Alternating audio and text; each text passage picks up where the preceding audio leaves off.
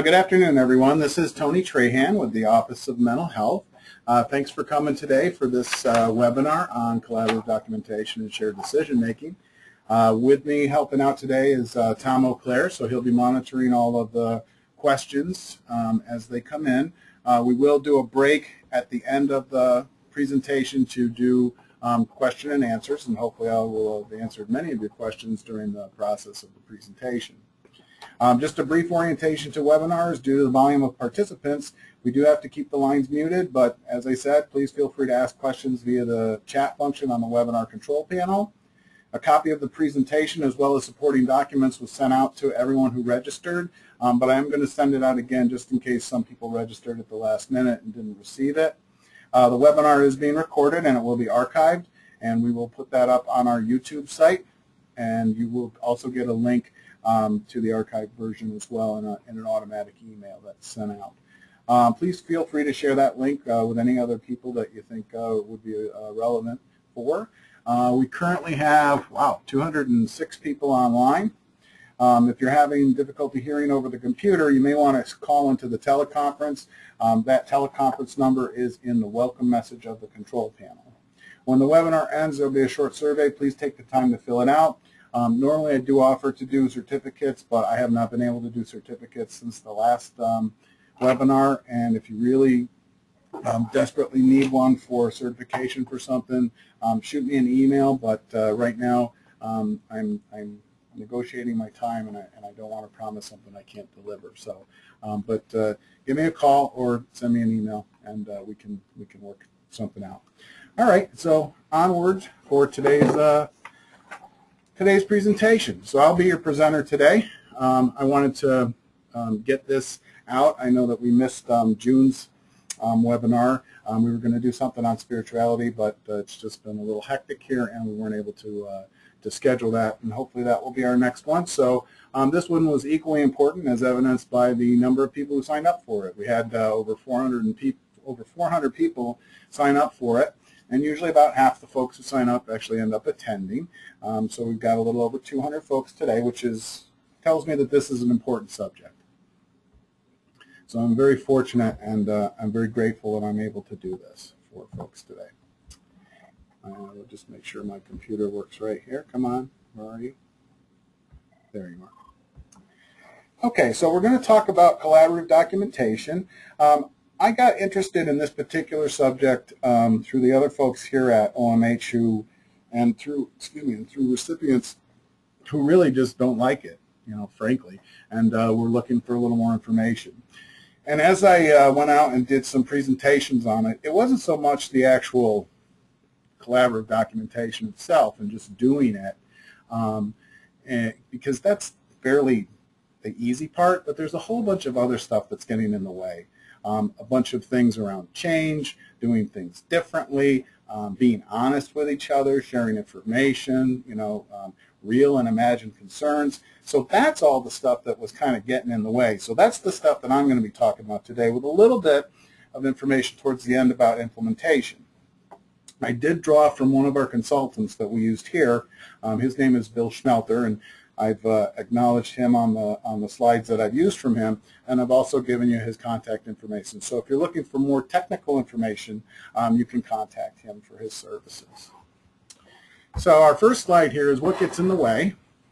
So we're going to talk about concerns of professionals and providers, concerns of the people who receive services, and I'll use the term clients, patients, consumers sort of interchangeably.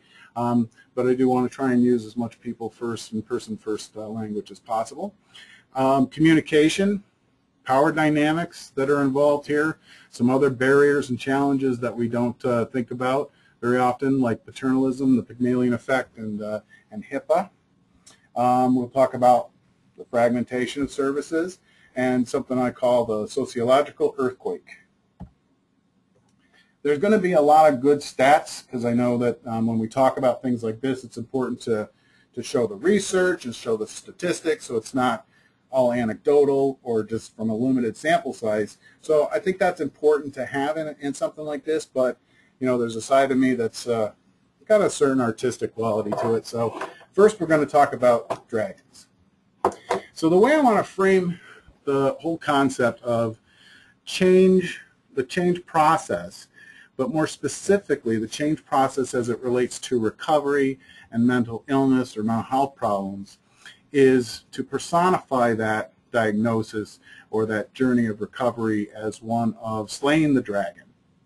So if we think of this in terms of dragons that are inside of us, as an energy that is informing our behaviors and informing our experiences and our interpretations of reality, we have to think about, and it's interfering with that, and we have to think about a couple of things. So what do dragons do?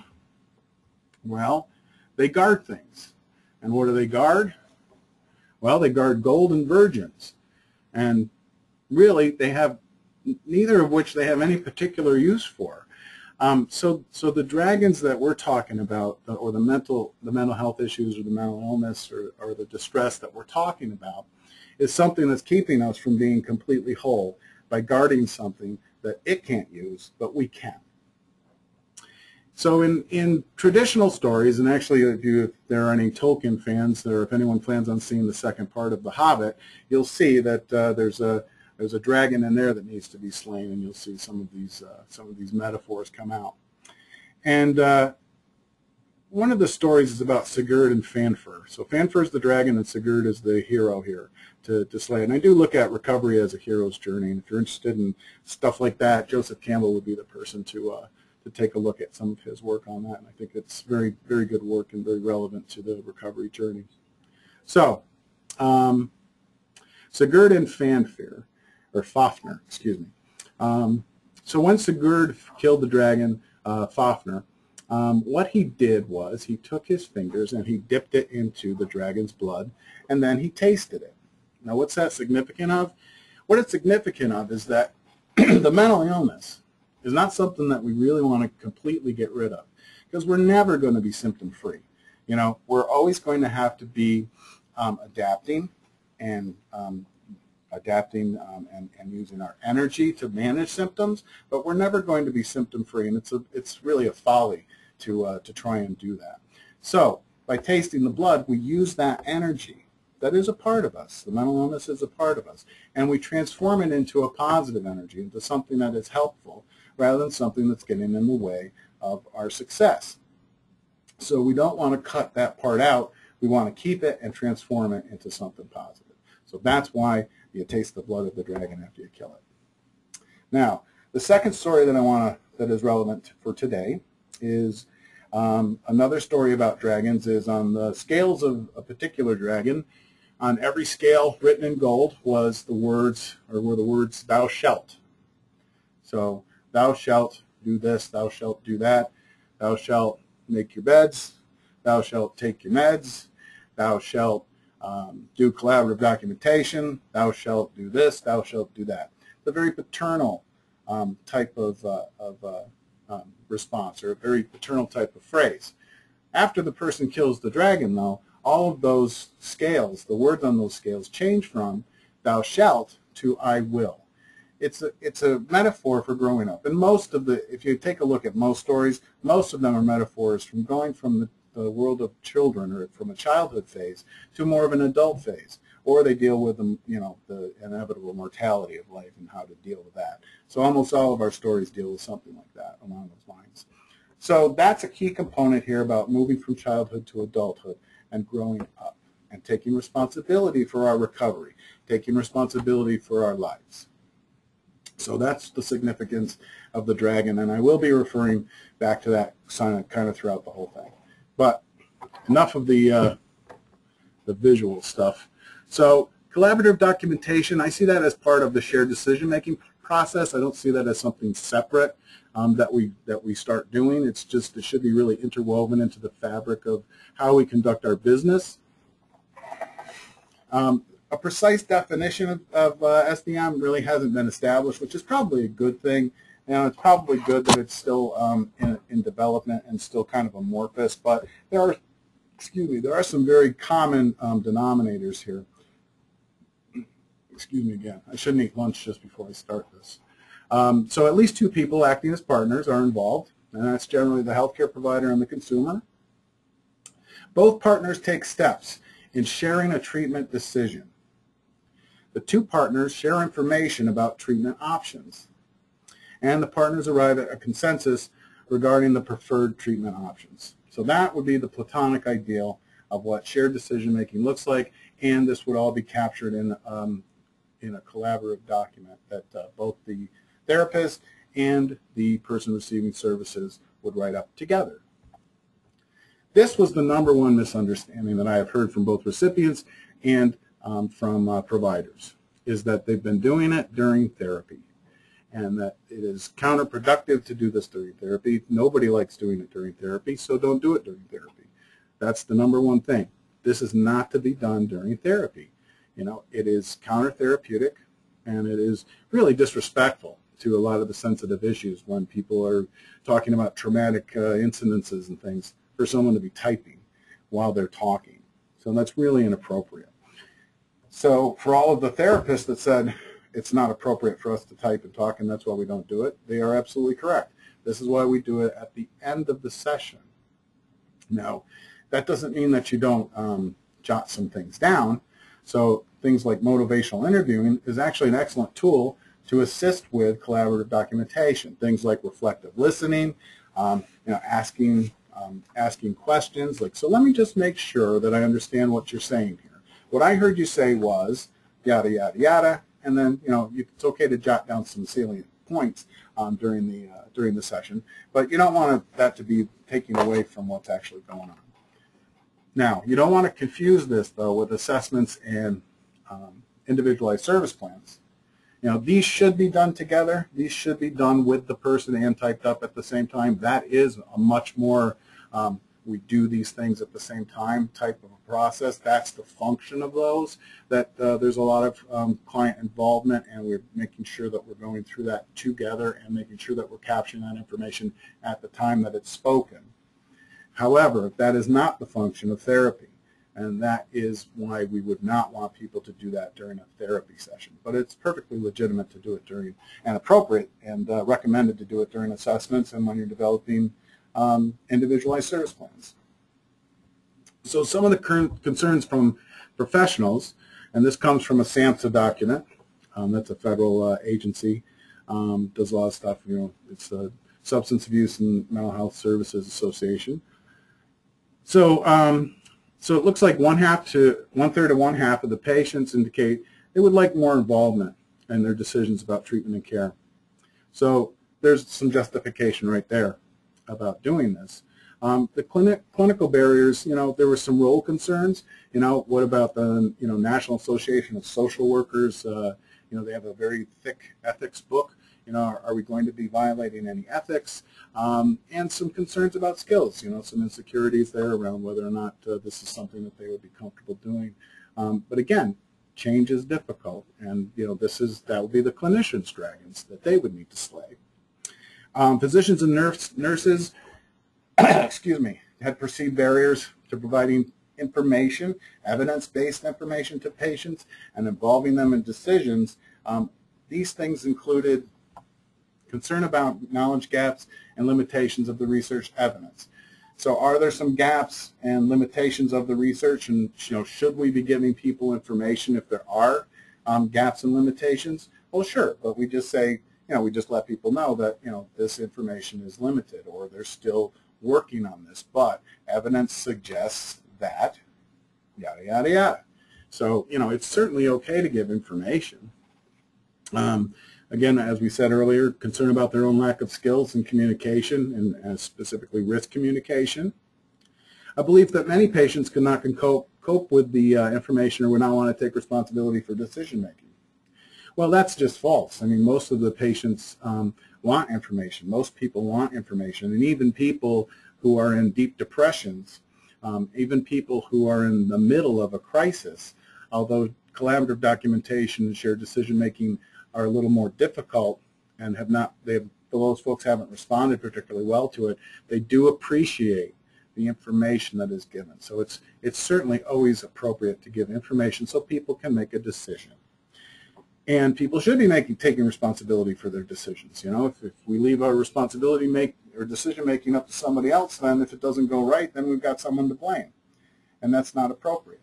You know, this is again part of the therapeutic process for growing up and learning how to make good decisions in the world. There's a fear that patients would tend to choose the most expensive or unaffordable options. Well, you know, from my perspective, that would be perfectly okay, because then I would say, well, how are you going to pay for it? And that would open up a discussion around benefits counseling.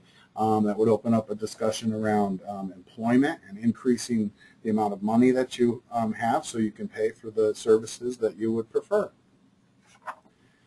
A concern about lack of technical support for shared decision making, a non-availability of risk communication tools or decision aids. Well, that is, you know, there isn't a lot out there for people with mental health issues as far as decision aids go. There is one that we're using at OMH, and it's called My Psyches and Common Ground, and I will be talking about that towards the end of the program today. Another concern is time constraints within the consultation, and concern about disrupting or undermining the doctor-patient relationship. So this should be a partnership. This should not be something where you know, there's a dictate coming from the doctor who is an expert, but also the person is an expert in their own life and the things that they have experimented with and tried and have decided have worked or not worked. As far as time constraints go, you know, this is Medicaid billable. So, you know, the ideal would be that this therapy session would go for 45 minutes. Then the next 10 minutes would be spent doing the documentation together after the meeting. So it's still all Medicaid billable. Now, does that take time away from the therapy session? Well, if you're used to going for 55 minutes in a therapy session, then yes, it would. But that doesn't mean that this isn't part of therapy. Certainly, again, taking responsibility for our actions, taking responsibility for our own recovery is part of therapy. Concerns for people receiving services, and there's the document that I'm referring to. So the meeting participants that's referenced in this particular document, and I did send this out to folks earlier, excuse me, earlier in the week. So, you know, the folks had a deep desire to reduce or eliminate coercion. No surprise there. This is a very common theme among recipients. They talked about the need to support consumers in trusting the system. There's a huge amount of distrust within the system. Many people, you know, the one stat is that the average length of time from the first time people experience mental health symptoms to the time when they actually come in for help averages about 8 years. That's a long time to be suffering. Part of that is stigma, part of that is self-stigma, and part of that is a lack of trust in the system. You know, many of us have seen people come into the mental health system and walk out zombies, you know, from being over-medicated, and being told horror stories of being tied up and forcibly medicated. These things are very difficult to, these things impede the ability to trust. And we have to have a trusting, respectful relationship with the people that are there to help us. So we've got some work to do around that. And you need to remember that folks have probably been hurt. And for people who have had trauma, which is most of us, it's also difficult to trust. Or you go to the other end of the extreme and you trust too much. So developing our own capacity to make decisions, that's paramount. We all need to learn how to do this. And we also need to remember that we have a right to make bad decisions. Just because somebody makes a decision that you don't agree with or makes a bad decision doesn't mean they're incompetent or doesn't mean they don't have the capacity to make decisions. Everyone has a right to make a bad decision. I bet you everyone on today's call has made a bad decision. In fact, I would say that given the fact that we have like a 50% divorce rate in this country, a lot of people have made bad decisions about something that's very, very important. That's a life-altering decision. So lots of people make bad decisions, and that's certainly okay. But for some reason, folks with mental health issues are often denied that basic common thing. I don't know if it's a right or not, but I guess so. So learned helplessness, prejudice, fear of coercive consequences, all these things may result in a person's reluctance to embrace shared decision-making and may get in the way. The conversations that we have when we first come into the system are very different than the conversations we have after we learn what to say and what not to say. We know how to get in the hospital. I'm feeling like a threat to myself or others. That's an easy way to get into the hospital. We know how to stay out of the hospital by not talking about whether or not we feel like a threat to others, whether or not we're feeling suicidal or homicidal. So that's how we stay out of the hospital.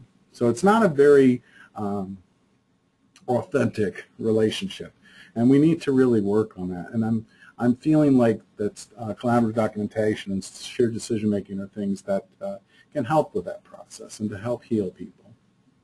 So other concerns, participants express concern that the consumer's voice could be drowned out. If there's a lot of providers involved, that person's own desires and that person's own decisions could be drowned out. Their preferences could be disregarded. If there are family members involved, family members absolutely have can be very helpful and can provide a lot of good information, but the person who is at the locus and the center of control of the therapy and the treatment is always the patient. And then lastly, they expressed hope that shared decision-making could ensure that the person's voice is heard and honored, and that consumers could be strengthened in supporting their decisions beyond that clinical encounter. That's the ideal goal, is to move in vivo, as they say. That's the term of the day, is to move in vivo, in life, allowing these things, learning skills that are going to help you in life. Recovery doesn't happen in an artificial environment like a hospital or a clinic. It happens in real life, and really practicing the different things that we talk about. Now I'm going to try something a little new here. This link is for an 18-minute video from SAMHSA, from the ADS Council, and I'm just going to show like the first 3.5 minutes of it. But I think it brings out and brings to the forefront a lot of the things that are important in the shared decision-making process. It's a little old, so you can see that we're still, this is not a new concept that we're talking about here, but that it is something that we're still working on. You can tell it's old by the lady's hairstyle. So I'm just trying to back out of here, but I seem to be having a problem. Come on, there we go. All right. So I tested this, and I believe that this should come through for you. Trust, respect. These are the fundamental building blocks of an effective practitioner-client relationship. As mental health professionals, you are on the front lines in helping people to grow and to reclaim and improve their lives. You know that forging effective relationships is central to achieving the best outcomes for consumer recovery. You also know that it can be challenging at times in this era of managed care, limited resources, and rapid healthcare delivery to quickly develop such therapeutic partnerships. This tape was made to review how U.S. practitioners can improve and enhance services. You will hear consumers and practitioners share their stories of what worked and also what did not work in building constructive relationships. We hope that the lessons in these stories will provide an opportunity for reflection on what makes your work so important, creating effective partnerships for recovery. Be their friend, be their mentor, and tell them that things will be okay. But it takes a partnership between the two, and that the doctor and you will work together. And if there's not hope at that point, that there will be hope eventually. Start with asking the person, what is it that helped you in the past, if anything? What is it that has hurt you the most? And what has happened to you? Not what's wrong. The hopelessness comes in a number of ways. It comes through communication. It comes through the words that are used. I think that people are sometimes insensitive to the power of words. You don't treat one group of people the same way you treat another group of people because it's expedient. But that once you know what that individual is as a total person, mind, body, and spirit, then I think that contributes to better healing and well-being. What you you are about to see is an honest, courageous collection of thoughts and feelings about the experience of being diagnosed and treated for mental illness. As a mental health professional, a great deal of your education and experience thus far may have focused on the diagnosis and treatment and pathology and incapacity of mental disorders. People with mental illness tend to have a view of treatment and recovery that places the highest value on the nourishment of personal strengths, respect, choice, autonomy, and partnership. How does this compare with our traditional training? The need for this type of program was identified through a series of roundtable discussions between consumers and mental health professionals, and through a survey called the Well-Being Project. The project revealed that 55% of consumers do not feel safe talking with a mental health professional. 55%. And that 54% feel that they were not informed of the risk or benefits of treatment. This conflicted greatly with the perceptions of clinicians. What we hope to accomplish in this program is to make you aware that what is uniquely human contributes substantially to the effectiveness of treatment and someone's recovery and reintegration. The words... All right, so the editing was a little off there, but hopefully you get the point. This is all reinforcing the stuff that we've been talking about. What I wanted to highlight here, though, is what was said towards the end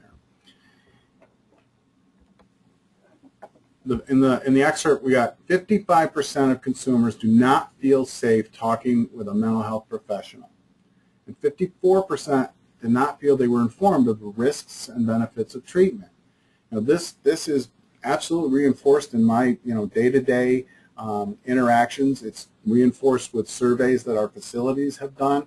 That people are the other part of this is people are afraid to challenge their doctors, or afraid to disagree with their doctors about treatment or about a particular medication.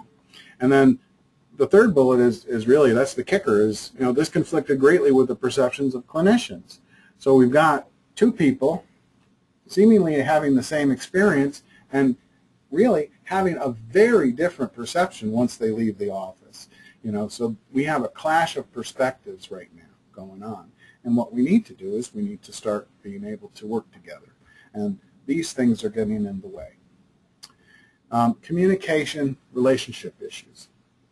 So when we talk about communication, some of us are better communicators than others. Certainly the classic of this communication skill would be, when you do this, I feel this. The I statements. That's a very very time-tested and good thing to use, rather than trying to blame somebody else, or you did this, or you did that, blah blah blah. None of those things are helpful in any kind of a relationship, be it a professional relationship or personal relationship. But there are some things like countertransference and transference that are very specific to the therapeutic relationship that can get in the way if we're not paying attention. Countertransference is more to do with the clinicians, the psychotherapists, and their feelings towards the client. Or more generally here, as a therapist's emotional entanglement with a client. Once we become enmeshed emotionally in a particular person's issues, which, we all have different triggers, we all have different histories, and there are some things that can be particularly difficult for providers to process with a person because of their own histories. So that's something that we need to be very careful of and very aware of, not to get too emotionally entangled. Then on the other side is transference. So that can be a redirection or a projection of the person's feelings for a person like a therapist or a doctor. Transference can be seen in a lot of different forms, and I'm sure that our providers have seen these. Erotic attraction towards the therapist, anger, rage, hatred, mistrust, extreme dependence, and even placing the therapist in a godlike or guru status. As I said, earlier, people were very afraid to disagree with their doctor. They felt that the doctor was the expert and gave the doctor all the power in the relationship, and that's not appropriate. We need to be assertive and appropriately assertive in our own care, and take, that's one of the things that can lead to non-adherence or quote-unquote non-compliance with medication is if we don't speak up about our feelings and the side effects and our concerns, etc. But we'll actually talk about that a little later with the Common Ground program that we use. So these are actual quotes from people that I've had conversations with. These are with providers. So other things that get in the way, paternalism. Paternalism is, our system is, fertile ground for paternalism. When one group has power over another group in the form of any kind of coercion or AOT, depending on which type of setting you work in, people who are dependent upon others for their housing. So if you're not compliant and you lose your housing, or you're not compliant and you get kicked out of the program, these are all things that can lead to a paternalistic mindset, and people can start thinking that they'll use this as leverage to control other people's behavior. And it may or may not work, but it certainly adds to the amount of mistrust that people have for our system. So treating people like they're children. So these are some things. My clients are not capable of making decisions. Well, that's demonstrably false. If a person showed up at your office, they made a decision to come in today. So, they made a decision to get on the bus. They made lots of decisions. We're always making decisions. They may not be making decisions that you agree with, but people are still making decisions. And it's very important, because this is something that comes up a lot, that people are not competent to make decisions, or that people are, quote unquote, too sick to make decisions. And this is not a particularly good path to go down, because people, as I said, people are making decisions all the time. Our job is to give people information to help them make decisions, and to help them weigh the pros and cons. And medications may or may not help, but again, that's still up to the person. Now, if we have something that will help, this is another thing that was said. So if we have something that will help, and just so people are aware, the idea of competency with that first bullet, we need to remember that competency that's not a clinical term. That is a legal term, and it's not something that we can say that someone is incompetent. That has to be determined by a court.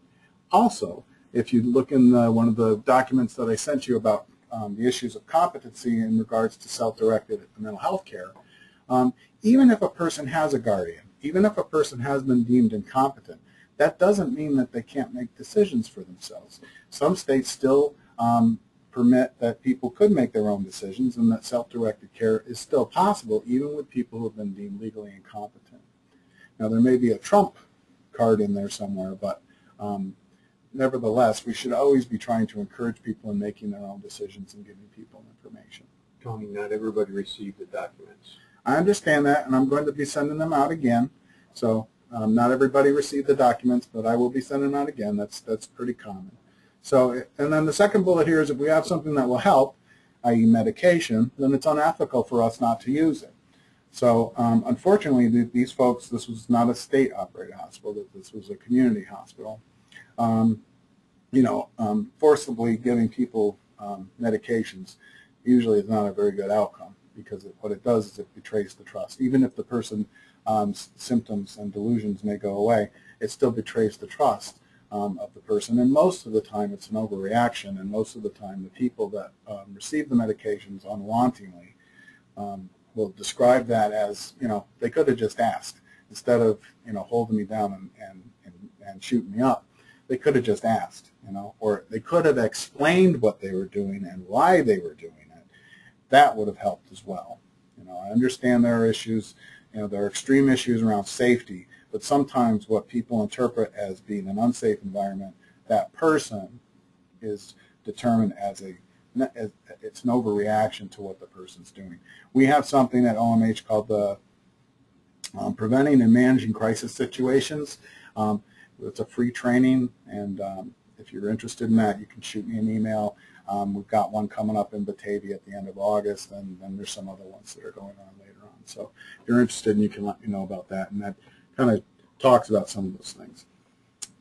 The other thing about that, as far as ethics go, this is a story that I wanted to share with folks that it's not a direct experience of mine. It's a secondhand story. So there was a fella who had great delusions and was very, difficult to engage, very difficult to have conversations with, and they were able to, the professionals were able to, provide him with some medication, and he agreed to take it, and it seemed to work. He became much more cogent and lucid, and they were able to speak with him and talk to him and have a conversation, and this was the conversation. So, how do you like the medication?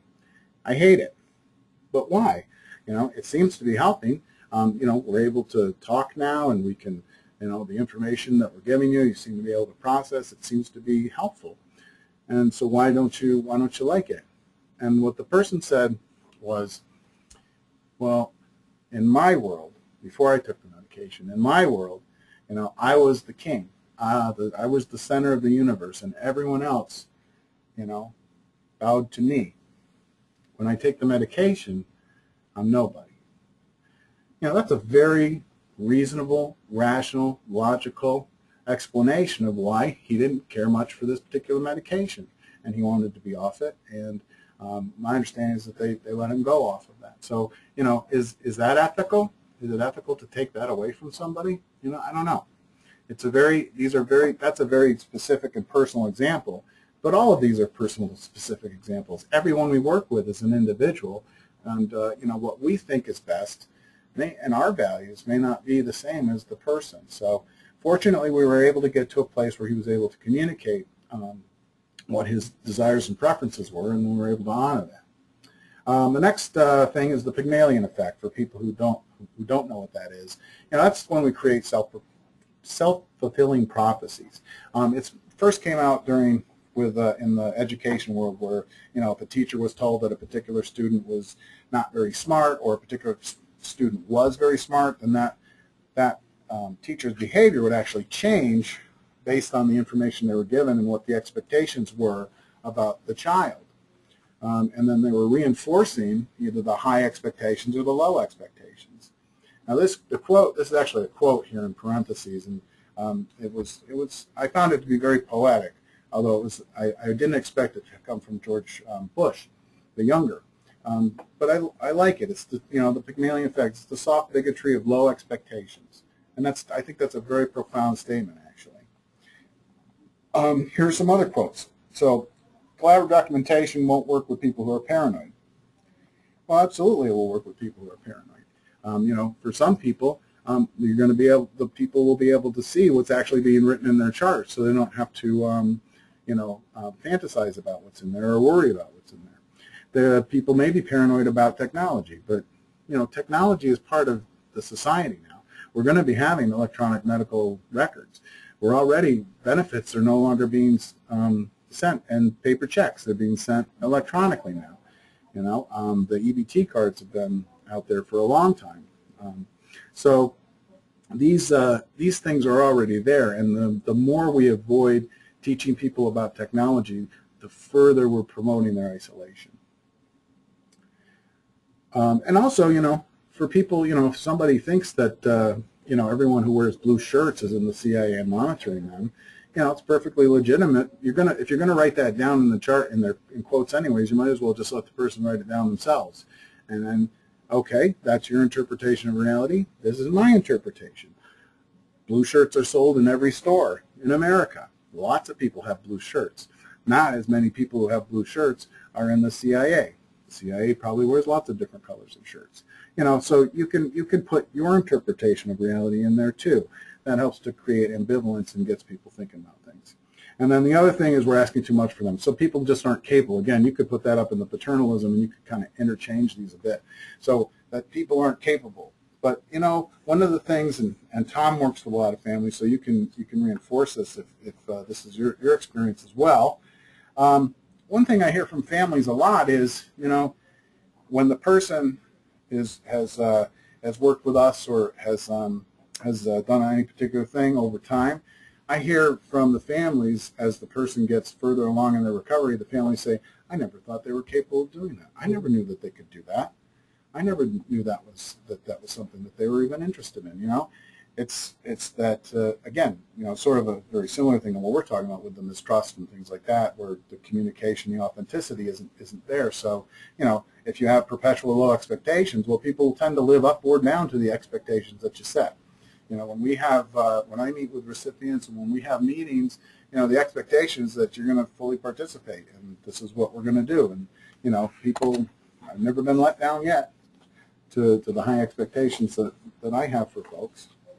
And So, to add to that, Tony, if I may, and not as much in more recent years, but in fairly recent past, people who had a loved one with any kind of a disability were often told that the best you could ever hope for. And by listening to that, that did become a self-fulfilling prophecy, because hope in the family members was lost. So they weren't able to help facilitate success or forward movement in their loved one's recovery. thanks, Tom. So other issues, these would be the perceived issues. HIPAA, well, we can't let people see their charts due to HIPAA. Well, that's just false. I mean, that's just silly. In fact, there's a law called Jonathan's Law that permits what they call qualified persons, which would also be the patient themselves, to see their own charts.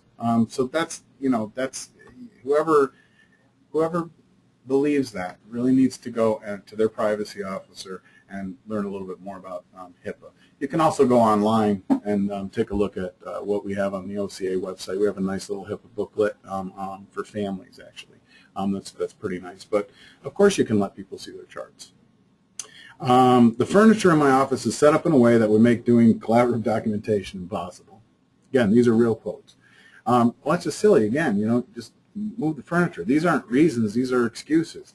If the internet cord doesn't reach and to where you want to move your thing, just get a longer cord. I mean, it's a new Cat 5 cord. There's Wi-Fi is available. If you want to do this, you would find a way to do this. And lastly is I'm not a fast typer. Well, write it down. Have if you have a secretary that can type, my question is, well, what are you doing now? How are you typing things up now if you're not a fast typer? You're writing it down and then typing it up later, and you're behind on your paperwork, and that's acceptable between you and your supervisor, but that doesn't mean that you don't do collaborative documentation. You just write it down and type it up later the same way you've always been doing it. It's just that the other person's also writing it down. And you never know, the person that you're working with may be an excellent typer, and they could type it up for you right then and there. So, it's a good question to ask. It's also, again, helps engage people in treatment. In your own treatment. Yeah. And it helps raise expectations that, people are more than just their diagnosis. So I'm going to talk a little bit about Eric Byrne here and his ideas around transactional analysis, because, again, these are things that tend to get in the way. These are some of the power dynamics that happen. So, he's kind of broken things up into, different styles of communication, parent, adult, and child. Now what else does this look like to me? Well, it looks like superego, ego, and id. What else does it look like to me? Well, it looks like Spock, Kirk, and McCoy. It also looks like Hermione Granger, Harry Potter, and Ron Weasley. These concepts of parent, adult, child are throughout our literature. It's all over the place. It's all around us, and we tend not to notice them because it's just it's part of what we've gotten used to.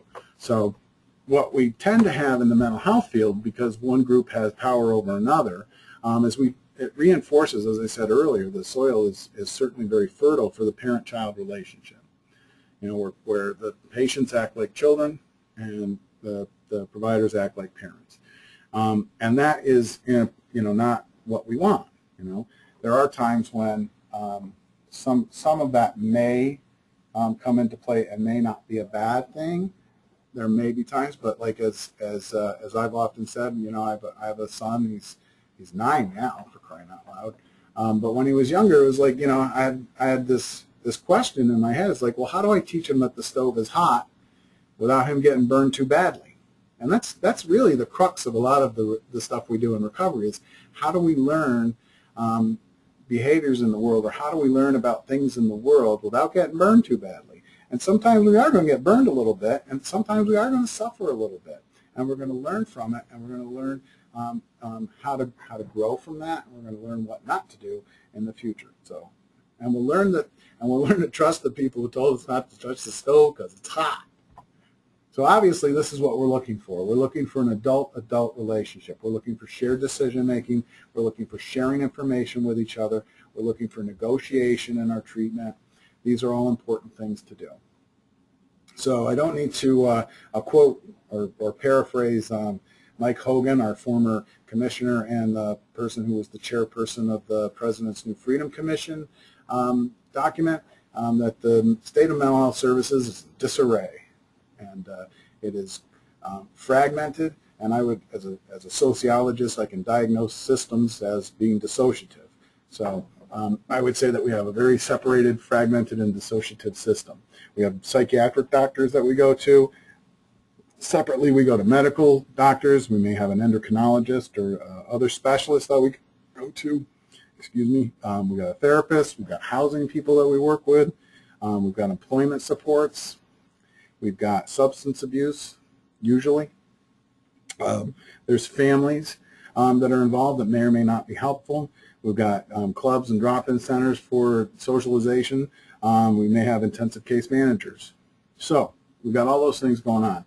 And where I used to work, so we had the therapist who had 4 sets of service plans, or 4 different goals for the person. These were like the Medicaid billable services. So the therapist had 4 different goals. The housing people had 4 different goals, and the ICM people had 4 different goals. That's 12 different goals, or up to 12 different goals. Sometimes there was some overlap, but there was never any coordination between them. So if you think about it, if you think about a goal as a New Year's resolution, which in essence it is, it's about behavior change. Think about it. I mean, most of us, if we even have one, are usually not particularly successful with our New Year's resolution. And we're asking people to have 12. You know, how's that working for you? You know, it is much better to try and coordinate all of those things together. And most of the time, the people themselves, if you ask them what their goals are or their service plans are, they say, I don't know. Because they really, they have more or less participation in it. A lot of times what we have, and I bet you if I had all of you sitting in the room today, there'd be a lot of nodding heads, is the service plans are written up by other people. And then, here, sign this. So what we want to do is, you know, I don't want to see collaborative documentation, shared decision-making as something that's separate. I don't want to add any more to the dissociation here, or the fragmentation, but it really should just be part of the way we do business.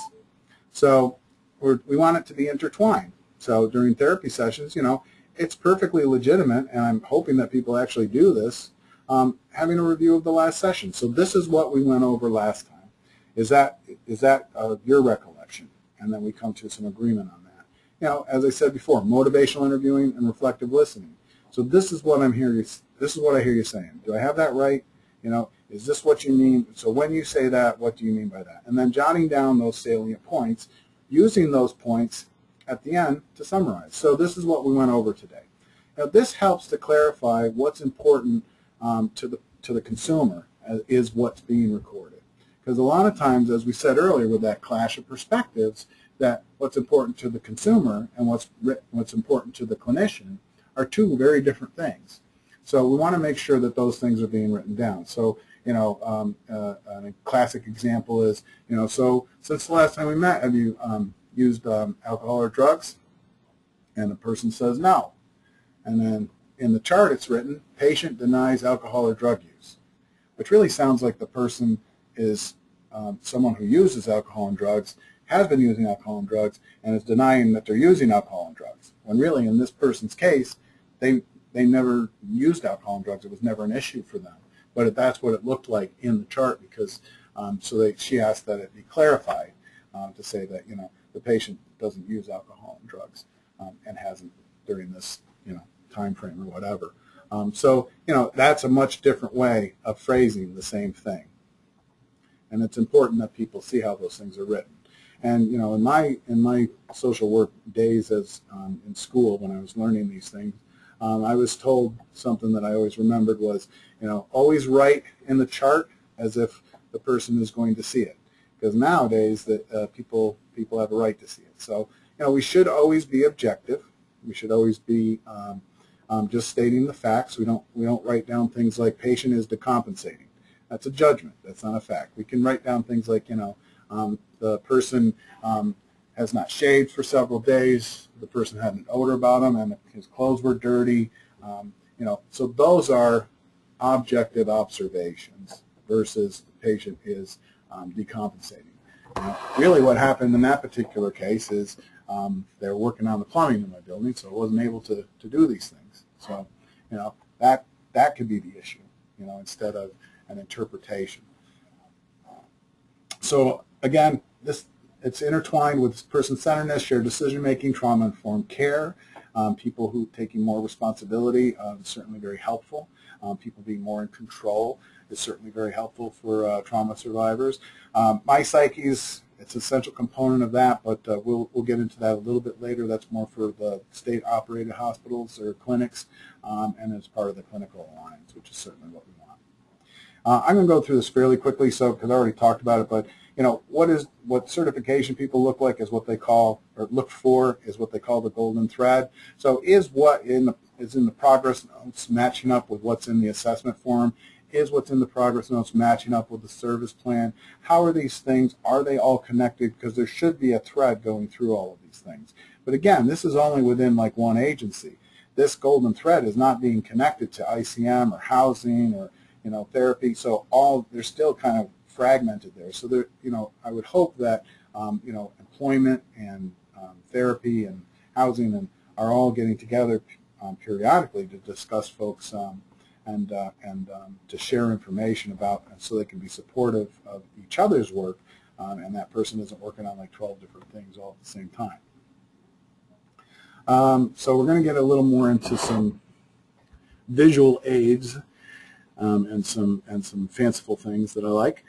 So the gravity of the situation here. So most of us are familiar with the Serenity Prayer. God grant me the serenity to accept the things I cannot change, the courage to change the things I can, and the wisdom to know the difference. I think most of us have accepted this current situation as something that cannot be changed. And I don't know how much we've tried. There's certainly lots of reasons or excuses that we talked about earlier to not try. But we need to find that courage. We need to find the courage to slay the dragon. The recovery process and change is a terrifying process. For any of our providers out there, and this is what I was asked in the pre-registration questions, is like, what about providers who are old school and don't want to deal with this? That's part of the change process, is that, many providers were taught that you never, this is taboo, you never let people look at their charts. You maintain strict clinical professional discipline or professional distance. These are the things that they were taught. And there's a certain allegiance to the people who taught those things. And changing the way you do that practice is in some ways can be seen as a betrayal to the people, to your mentors. But the times they are changing. They're always changing. It's the only constant in life is change. So, those are things that person needs to work through and process. But I do acknowledge that the change process is very hard. And we need to find the courage to do that. And then through that, we'll develop, through that trial and error and that experimentation, we'll develop the wisdom to know the difference between the two. And again, at least for now, because change is inevitable. So what we have here for folks is we have the geocentric model of the solar system and the heliocentric model of the solar system. So at one point in time, we thought that the Earth was the center of the universe, or at least the center of the solar system, and that the sun revolved around us. And then Galileo and Copernicus and others said, well, no, there's some evidence that would suggest otherwise. So the church, which was pretty powerful at that time, said, well, Galileo, why don't you come and defend your position? So he did, and this is what their response was.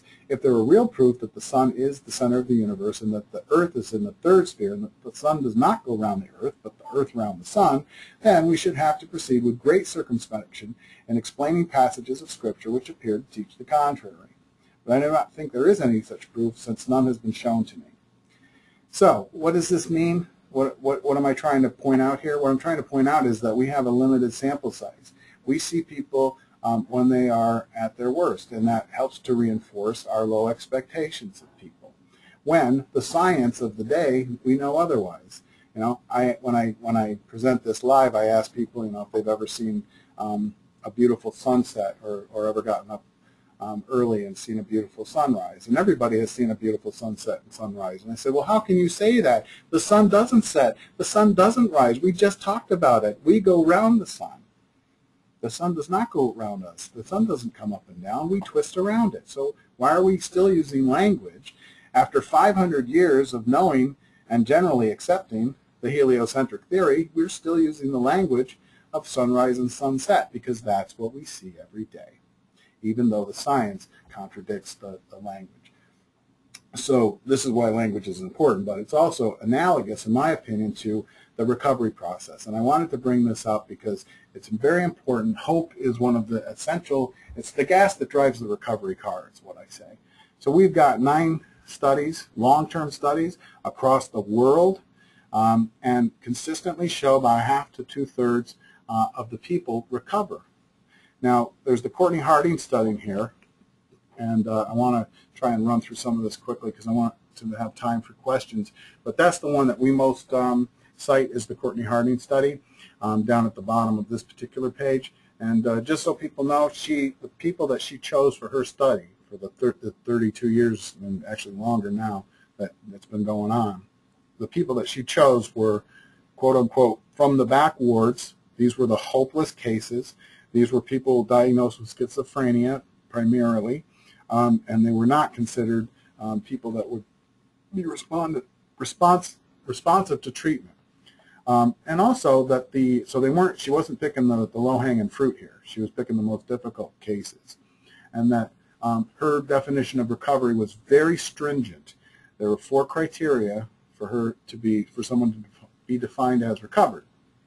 So those 4 things were the person had employment, the person had a support system outside of the, in the community, not outside of the providers, so they didn't have paid friends, they had actual real friends.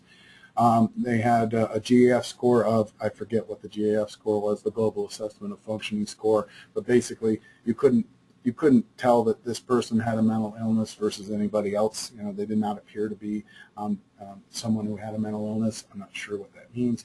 But lastly, and most surprisingly, is that they no longer took medications.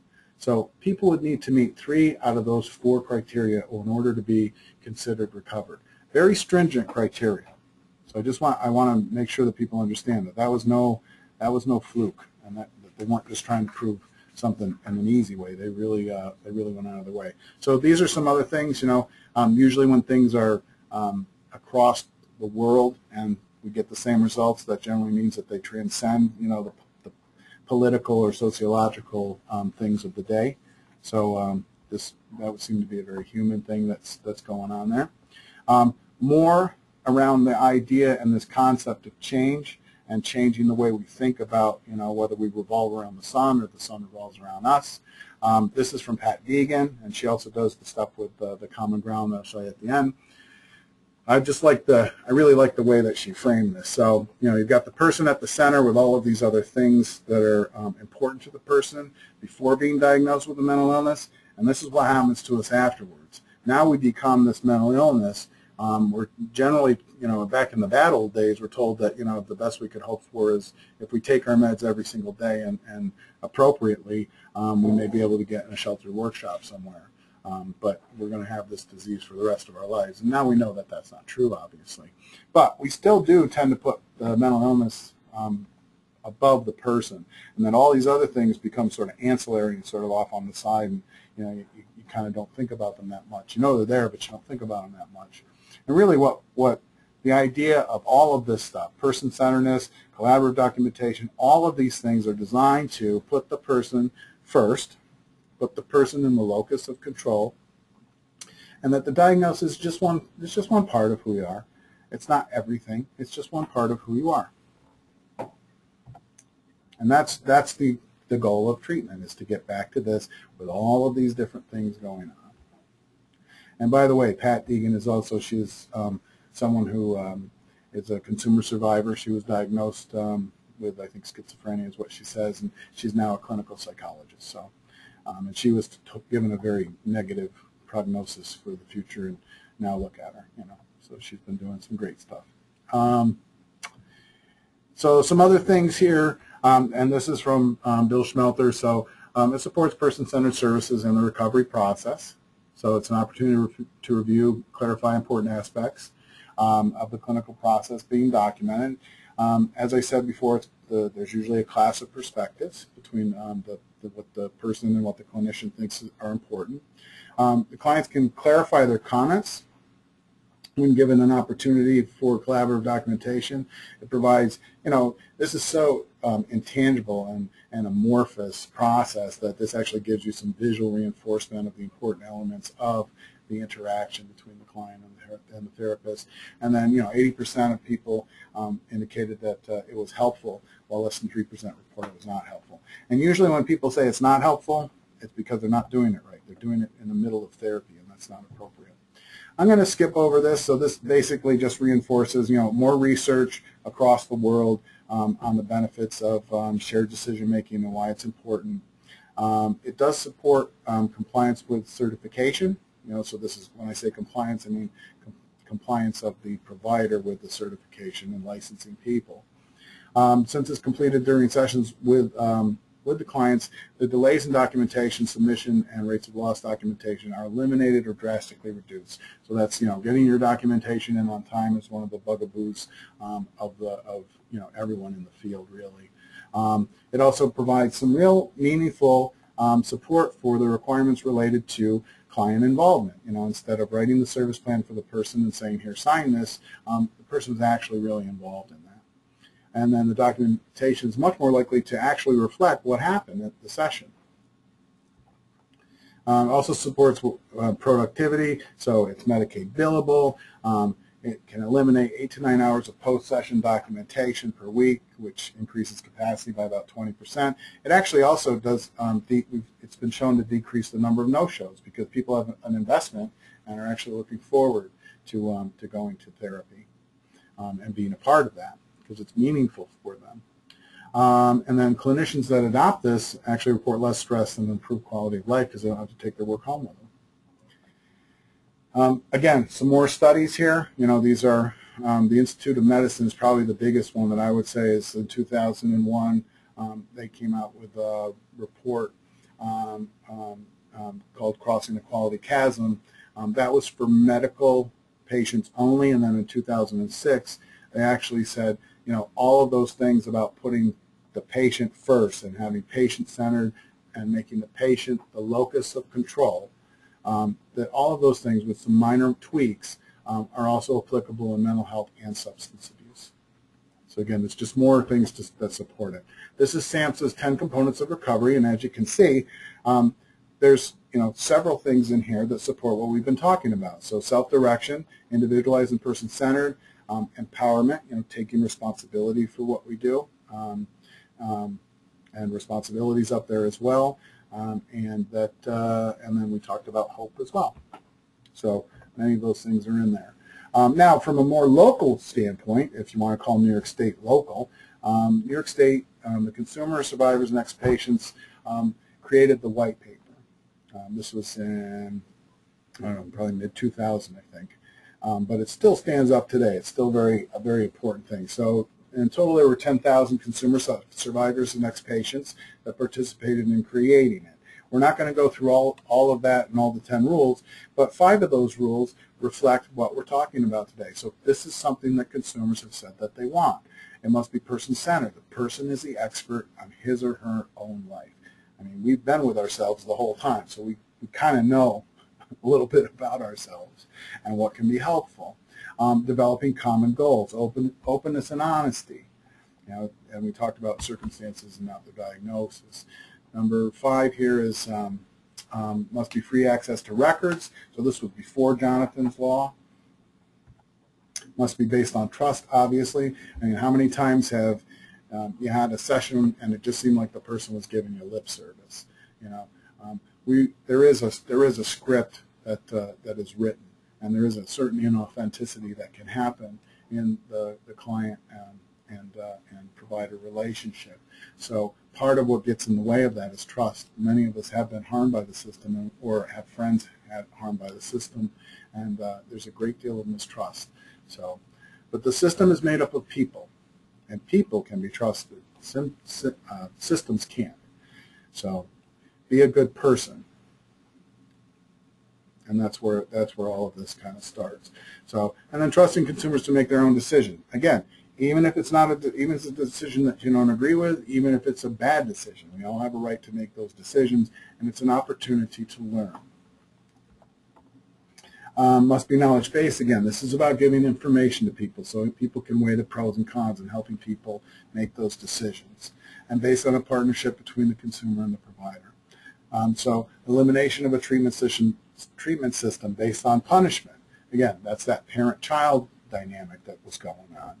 Agreement on goals by both parties, so we can both talk about those things and what's important, and that we can understand each other and why they're important, just like the example I gave with the gentleman with the delusions and the medication, preferred his delusions over the medication. So I'm going to go through this fairly quickly because a lot of this may not be relevant to the people who are on the line.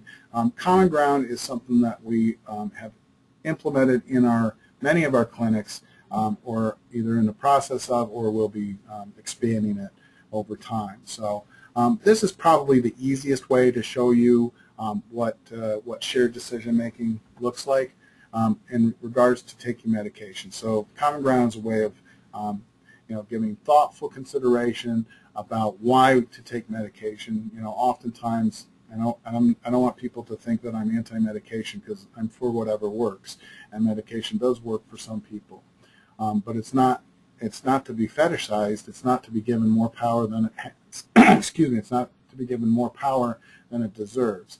It can be part of the recovery process for some people, but some people, are just doing just fine with using chakra work, as they say, meditation or acupuncture or other things. So whatever works for somebody, and it's not a moral issue, and it's not a judgment on anybody one way or the other.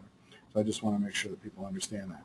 But you should also know that the World Health Organization has released a study, not once, not twice, but 3 times, and come up with the same conclusion, that in countries where there is easy access to psychotropic medications, the recovery outcomes take longer and they're poorer than people in countries that don't have easy access to medications. To psychotropic medications. Their recovery outcomes are much quicker and much better.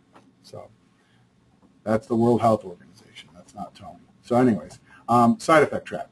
So I feel depressed, can't do the things that give my life meaning, which leads to I go for help and take meds, which leads to the meds I take make me so sedated that I can't do the things that I value most, and that makes me more depressed, which leads to I go off the medications, but eventually I feel depressed and can't do the things that give my life meaning. So we're kind of stuck here, and this is probably something very common that people have heard. So pill medicine needs to complement what we call personal medicine, the things that give our lives meaning and purpose. So being a good mom this is an example of powerful personal medicine that raises my self-esteem and gives my life meaning and purpose. But when I'm severely depressed, I can't be a good mom, which makes me even more depressed.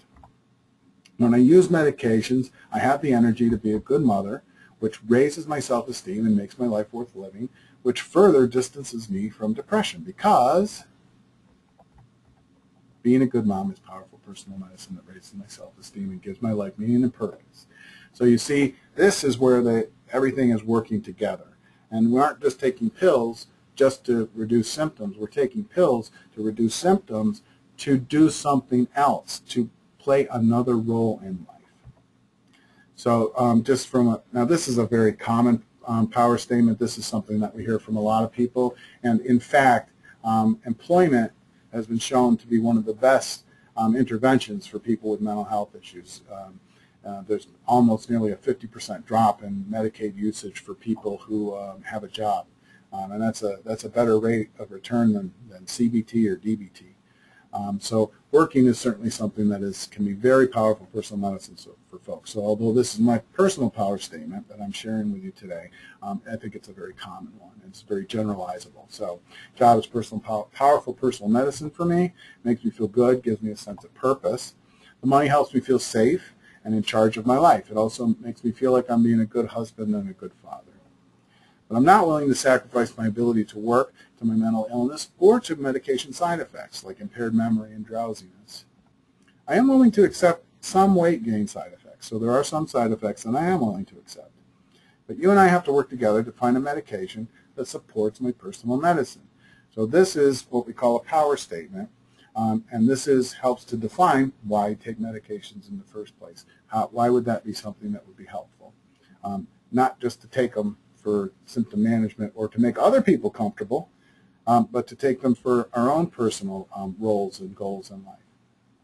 So I'm going to go through this part fairly quickly, but an example is I was speaking to one of our folks at one of our facilities that actually did the implementation process the right way.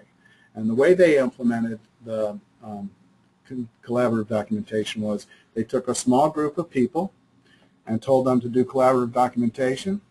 They said, just do everything that you can, and you guys tell us. And then after that process, they came back and then what was the reaction to that? So what was good, what was not so good, what worked, what didn't work, what was helpful, what was not helpful.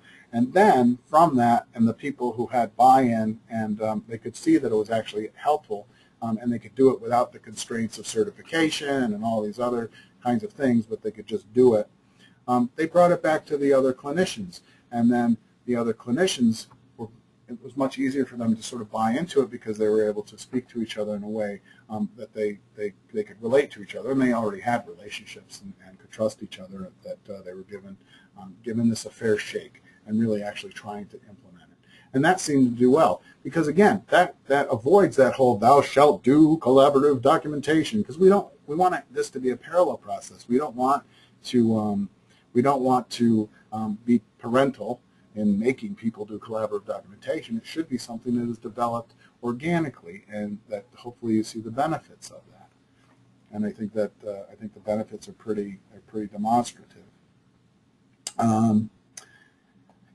So just simply doing a training and expecting people to start doing it. So I don't expect anybody to start doing collaborative documentation after today's training.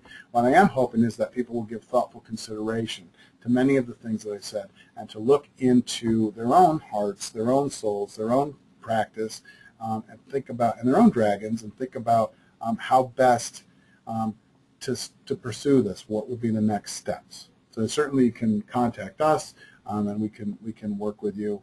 And that there's also, as I said, there's a person here who was a consultant, the gentleman, Bill Schmelter. He was the person that this stuff came from, these last few slides. So, and then, you just do what you would do in any kind of pilot study. You would just, do debriefing, you do surveys, et cetera, et cetera. So here's some resources that I wanted to share with folks, and then we'll do questions. The Center for Practice Innovation's website, if you're interested in learning more about motivational interviewing, that's a free resource for people. If you register there, you can take a whole host of different trainings that they have, their online modules. Motivational interviewing is one of them. Wellness Self-Management is also another one that is very pro-person-centered and very pro-collaborative. There's also, it's not up there yet, but there'll be one about hiring peer specialists. Peer specialists can be an absolute necessity in a lot of ways, because peer specialists can, if you use them correctly, and one of their functions is they're translators for experience. So often when somebody is like in a hospital, if they're restrained or something like that happens, it's usually the person that gets restrained say, that was really unnecessary. I didn't feel that, I feel like they overreacted, and they weren't telling me why they were doing what they were doing. Peer specialists can help, gauge that, the level of the severity. They can be translators, as I said, of experience, and they can help bridge the gap between the two perspectives, because they've been kind of in both places. So eventually all all peer specialists will need to be certified, and we're working on that right now, and that's at the bottom bullet with the Academy of Peer Services. And also for physicians, you can get CME credits. There's a whole host of different types of archived webcasts from our grand rounds that are up on the website there in the middle bullet. And many of them have to do with the recovery process and shared decision making and things like that. So you can actually get CME credits for going through those, and you have to answer some questions at the end, but that's normal for when you're getting CME credits. And then this was the consultant person that helped with some of the slides, and those slides are indicated in the footer, and that's his contact information. So I'll leave that up there for right now. And why don't we go ahead and do some questions? Okay, because that was the first question. Won't be before 2:30. We're going to try. Okay. We've got several real good questions here, so just bear with me as I scroll. Okay. Just speak up, because the microphone's over on this side.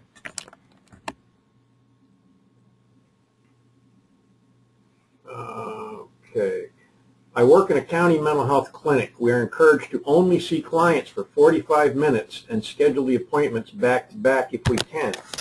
I'm interested to find out how we can provide effective therapy and complete documentation concurrently in that time frame. Clinicians at this clinic are struggling with those demands. Mm-hmm.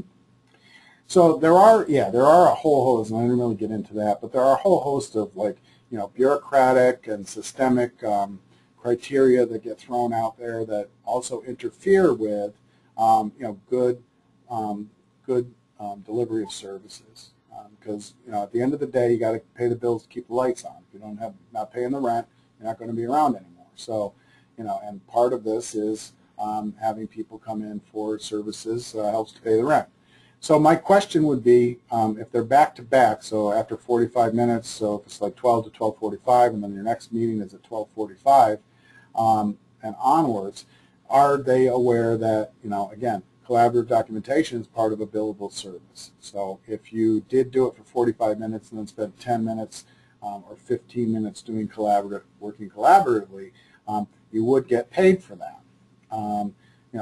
Are you getting paid for doing the documentation? Because how are you doing the documentation if it's back to back?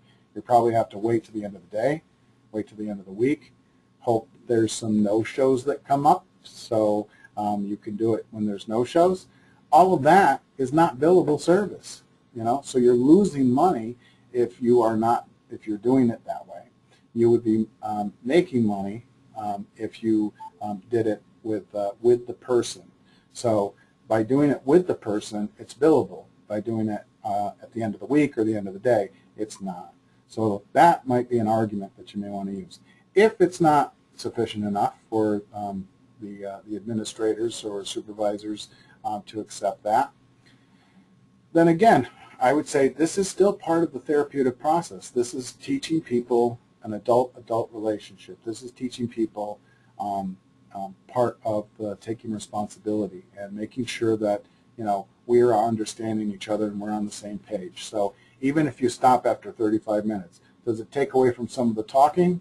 Yes, but that doesn't mean it's not therapeutic. It's still therapeutic to spend 10 minutes doing the collaborative documentation. So if you do 35 of talking and 10 minutes, now certainly patients would probably put up some resistance to that, but introducing this as the way we do business now is very appropriate, and that is still part of the therapeutic process and the therapeutic alliance. So, okay. Also, it's hard to answer questions over webinars because you don't get any feedback on whether or not you answered the question, so you tend to kind of drone out a little bit. So just cut me off if it feels like I've answered the question. That kind of answered the second question too. Okay. That's why I let you go on. Okay. So what's the next question?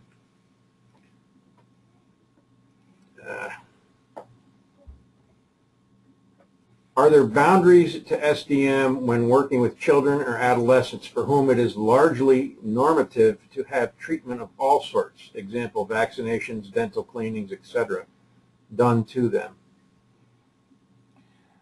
Yeah, what I did is I did check in with our chief child psychiatrist here at OMH this morning, because there were several people that asked questions about that. And generally speaking, when you're talking about adolescence, all of this is still very applicable to adolescence, because again, this is part of the process of growing up and taking control of your life, which is something adolescents need help with as they're going to adulthood. So, giving out information, now you may be doing some of that with the parents if it's younger children. So you want to make sure that you're giving the parents information. It never does, it's never harmful to give information, and helping people make decisions. If you do this, this is likely to happen. So in the medical field, they have these decision aids all the time, all over the place in the medical field. There's a dearth of information when it comes to mental health, though. So in the medical field, my dad had a heart attack. So, okay, here's the likelihood you're going to have a heart attack if, in the future, if you take Coumadin and you exercise and you cut down on the salt, then, you've got a 70% chance of not having a heart attack. If you take one of them out, you've got a 50% chance, So it gives you like these percentages of likely outcomes based on your behavior. All that is good information. Is it scary? Yeah, but life is scary. Information can be scary, but it's important to make a good decision. You need information to make a good decision and live with the consequences, both positive and negative, and learn from them. That's what humans do. So that's normal. Okay, this one's more of a statement. I can find no research suggesting that collaborative or concurrent documentation is an evidence-based practice or that it is empirically supported adjunct to treatment. A Google scholar, oh, where did I just go? I just lost this.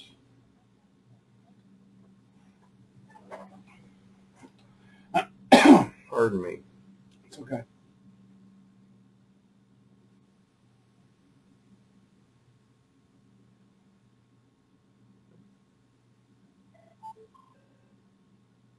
Oh, where did that one go? While you're looking for that, as I said, collaborative documentation is part of shared decision making, and all of this is, just look through the slides. It's all in there. It's supported by multiple research. It's supported by multiple national recommendations as well as state recommendations. That's why I made an explicit point of bringing up the IOM, the Institute of Medicine's Crossing the Quality Chasm, because that in and of itself would refute whether or not there's any information out there about it. I will continue on with a Google Scholar search turned up not a single article that cites collaborative or concurrent documentation, implying that concurrent documentation is a necessary component of SDM, which is an evidence-based practice, is not justifiable. Okay. I would encourage you to take, rather than use Google, to take a look at the articles and the things that I sent out to challenge what you're saying, because I respectfully disagree with that statement, and I feel like I proved it by the things that I've sent out. So, and I will send them out again. So in case you didn't get them, which may be the case, I will send out. I sent out probably about half a dozen documents or so earlier this week on Monday. So I will send them out again. Okay. Here's a quick one. You gave the example of using the last 10 minutes of a longer 45-minute session. Are there thoughts about an acceptable time frame within a 30-minute session for collaborative documentation? I hadn't really thought about that. So from my conversations here with clinicians, generally the ideal would be a 45-minute session. But again, my question would be, when do you do the documenting? So do you do if it's a 30-minute session, when do you do the documentation? Do you do it afterwards? Do you do it on Friday, at the end of the week? Do you do it when there's a no-show? Because again, that's all non-billable service. So, and if you did it with the person, even, as I said, so even if it's only a 30-minute conversation where the one slide I put in there about it being intertwined, it's absolutely appropriate to spend a few minutes reviewing what we talked about at our last session, using motivational interviewing, reflective listening techniques, jotting down those salient points, and using those salient points to summarize at the end. That intertwines in a 30-minute session, I think, pretty nicely, and it's appropriate. And if the documentation is writing notes during a session to be typed up later, then you have done your documentation within that 30-minute meeting. Well, you don't want to be writing notes while the person's talking. That's disrespectful, as I said earlier. Okay. So you don't want to be doing your documentation while the person's talking about therapy or talking about their sensitive issues. As I said, you can jot down notes, just as you just clarify things, you can just jot down notes and then use those notes to summarize. Right, that's what I was talking about. But yeah, you don't want to be writing down everything that your documentation for the chart during the session. Right. Unless you're doing it with the person at the end. Or you can do it during assessments and ISPs. Okay.